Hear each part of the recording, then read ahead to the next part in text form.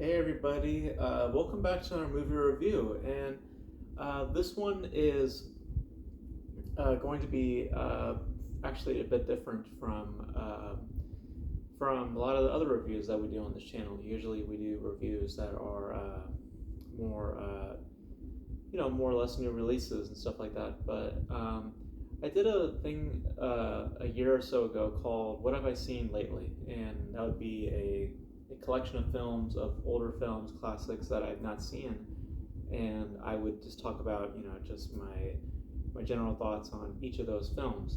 Um, Now I would do that, and it would be literally an hour long video, and I would get completely exhausted by the time that I would be done with each of those videos, and my mind is not particularly sound after said after reviewing certain amounts of movies. So what I think I would do, what I think I'm going to do for this is that I'm going to split it up into a entire week. So for an entire week, starting with this review, you're going to be seeing a collection of reviews of classic films that I saw in the month of June. So for a whole week on this channel, we're going to be dedicating it to, think of it as like, uh, it'll happen once every month of like a week of classic movies that we'll be discussing on the channel. So it'll be every single day. So just to keep the content going.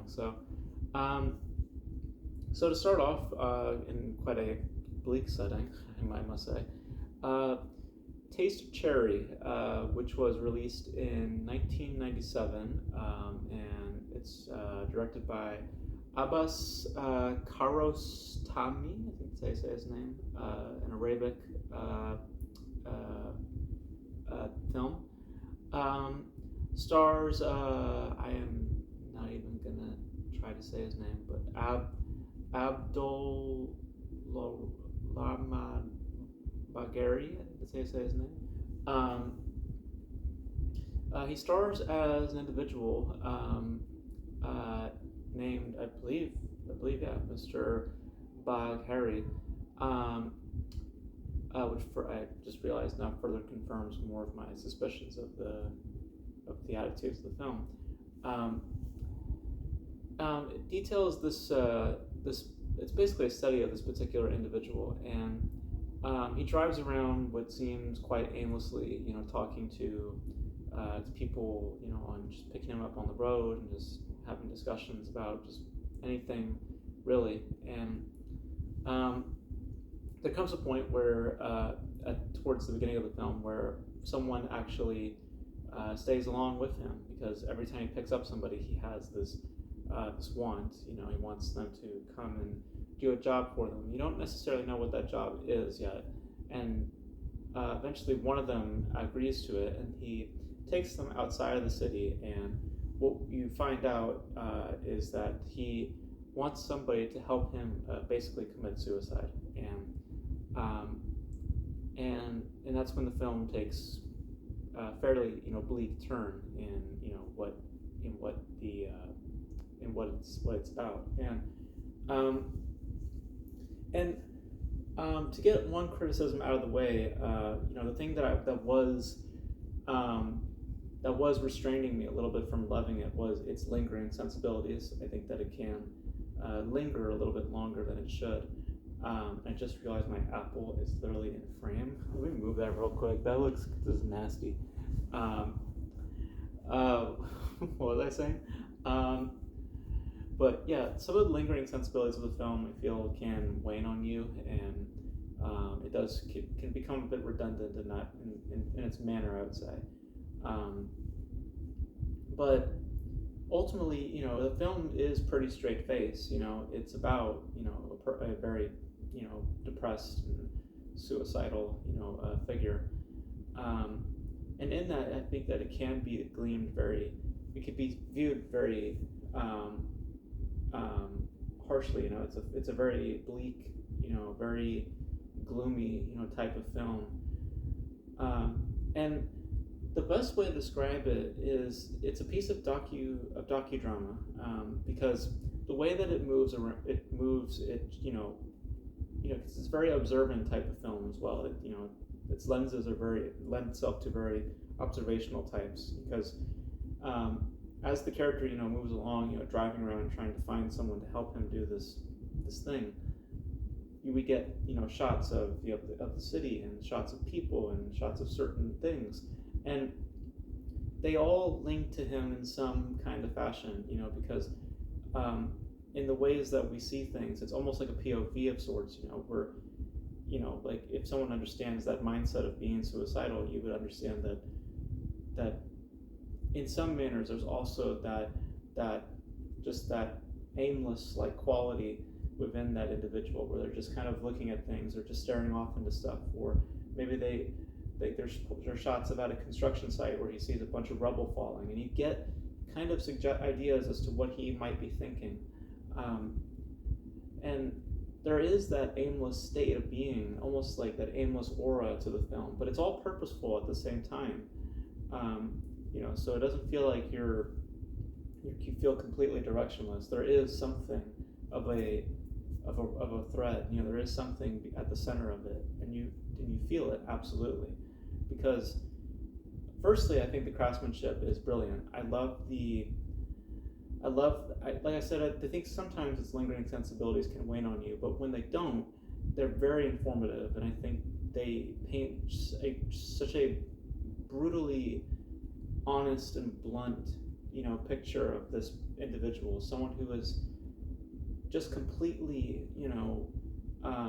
lost with the world, doesn't really, care about it anymore, and he finds any way, any justification for his actions, and you see that he is troubled. And the film makes a very interesting choice in not telling the viewer what the problem is, what is causing him to get to this point.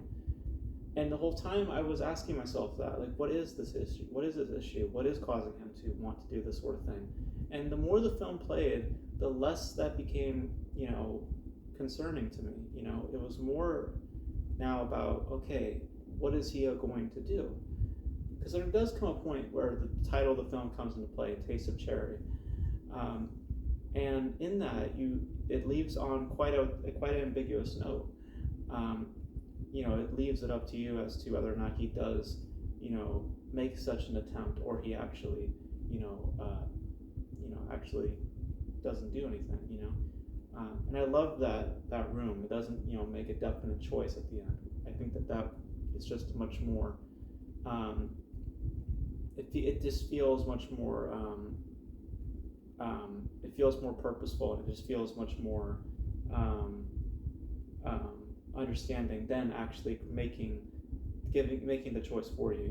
So, and all of this is also shown through such a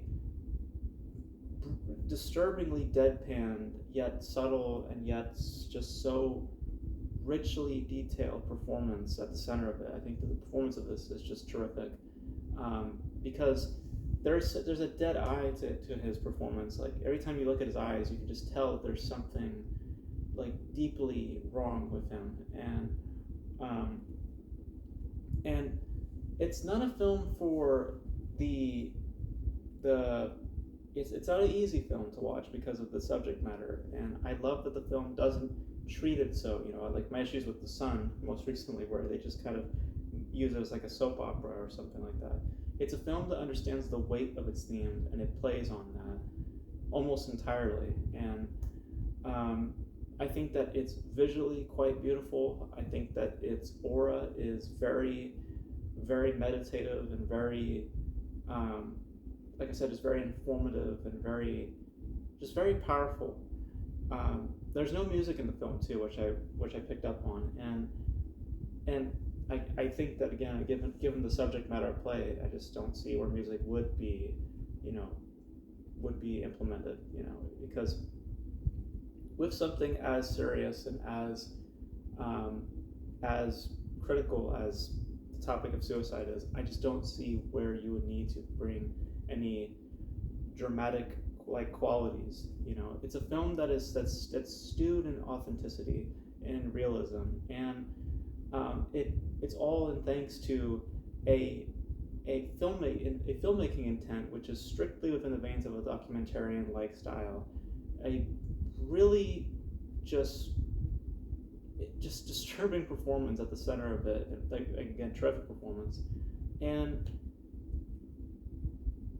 just an attitude that doesn't feel, that doesn't feel like it's being used for any narrative-like purpose. It just feels so real and so in the moment, and I was really taken by it.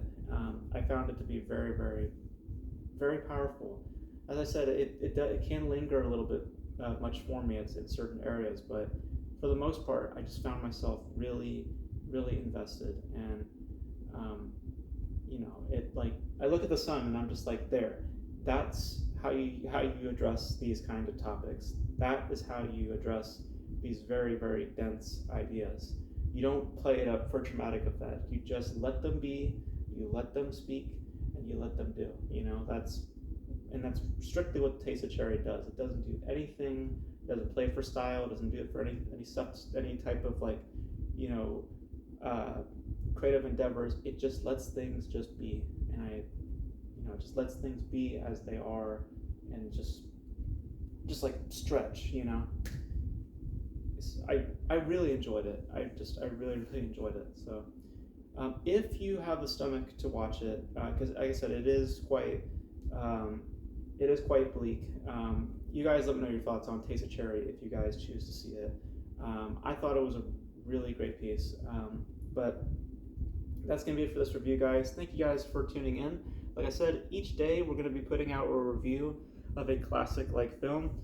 I think based on my list, this is pretty much the most dense that it's going to get. So don't worry, we're going to get to more lighter films in the next coming days.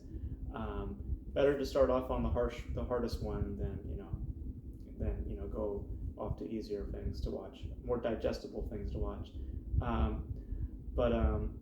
But you guys let me know your thoughts on Taste of Cherry if you guys saw it. I believe this is also the same director who did the Three Colors trilogy. And I'm curious to watch that whenever I get around to it. But for now, I saw Taste of Cherry and I really liked it. So let me know your thoughts in the comment section below. And that's going to be it for me, guys. Thank you guys for tuning in. And until then, basically tomorrow, I will catch you guys in the next review. So thank you guys. Bye.